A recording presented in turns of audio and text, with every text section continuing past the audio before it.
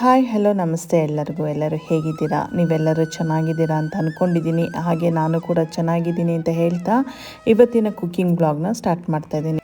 ಇವತ್ತು ನಾನು ಒಂದು ಸಿಂಪಲ್ ಆಗಿರೋದು ಮತ್ತು ಈಸಿಯಾಗಿರೋ ಒಂದು ಎಗ್ ಆಮ್ಲೆಟ್ ರೆಸಿಪಿ ಶೇರ್ ಮಾಡ್ತಾಯಿದ್ದೀನಿ. ಬನ್ನಿ ನೋಡೋಣ ಅದು ಹೇಗೆ ಮಾಡೋದು ಅಂತ.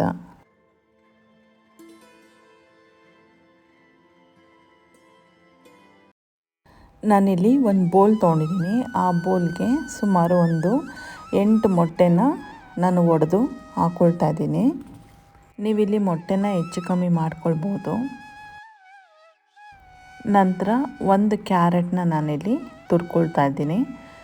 ಕ್ಯಾರೆಟ್ ತುರ್ಕೊಂಡಿದ್ದ ನಂತರ ನಾನಿಲ್ಲಿ ಬ್ರೊಕೊಲಿ ಅಂತ ಹೇಳ್ತಾರಲ್ಲ, ಇದನ್ನ ಕನ್ನಡದಲ್ಲಿ ಕೋಸುಗೆಡ್ಡೆ ಅಂತಲೂ ಕೂಡ ಕರೀತಾರೆ.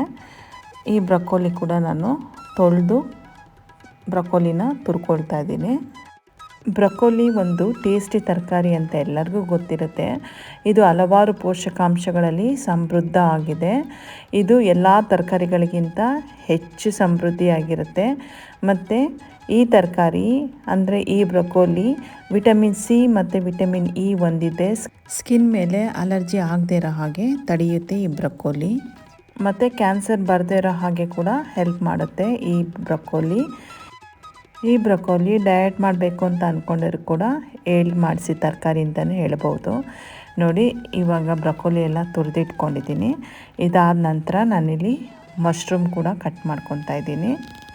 ಮಶ್ರೂಮು ತೊಳೆದು ಅದ್ರ ಮೇಲ್ಗಡೆ ಇರೋ ಸಿಪ್ಪೆ ಎಲ್ಲ ತೆಗೆದು ಆಮೇಲೆ ಈ ಥರ ಸಣ್ಣ ಸಣ್ಣದಾಗಿ ಕಟ್ ಮಾಡ್ಕೊಳ್ತಾ ಇದ್ದೀನಿ.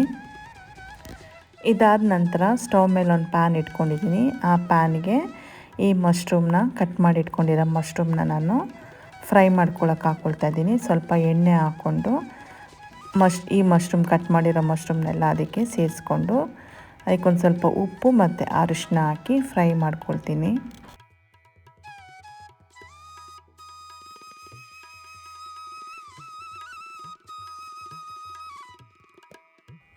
ಮಶ್ರೂಮ್ ಫ್ರೈ ಆದ ನಂತರ ಅದೊಂದು ಸಪ್ರೇಟಾಗಿ ಒಂದು ತಟ್ಟೆಯಲ್ಲಿ ಎತ್ತಿಟ್ಕೋಬೇಕು.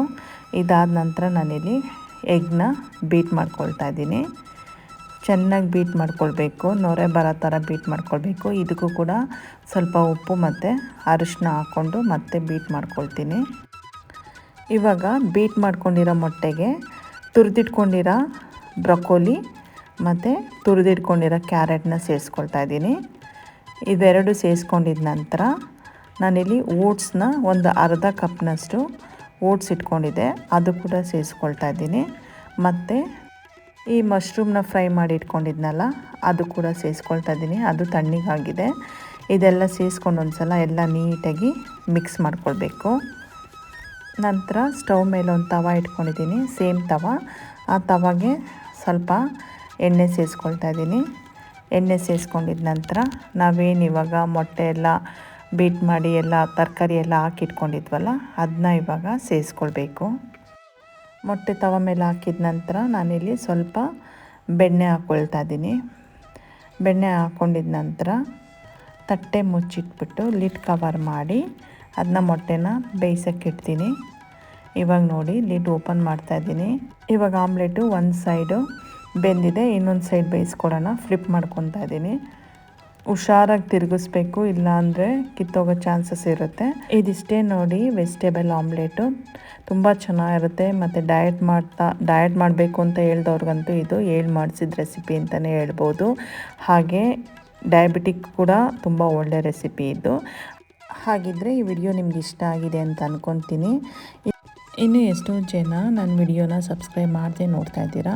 ಪ್ಲೀಸ್ ನನ್ನ ಚಾನೆಲ್ನ ಸಬ್ಸ್ಕ್ರೈಬ್ ಮಾಡಿ, ಹಾಗೆ ನನ್ನ ಸಪೋರ್ಟ್ ಮಾಡಿ. ಈ ವಿಡಿಯೋ ಫುಲ್ಲಾಗಿ ನೋಡಿದ್ದಕ್ಕಾಗಿ thank you and god bless you.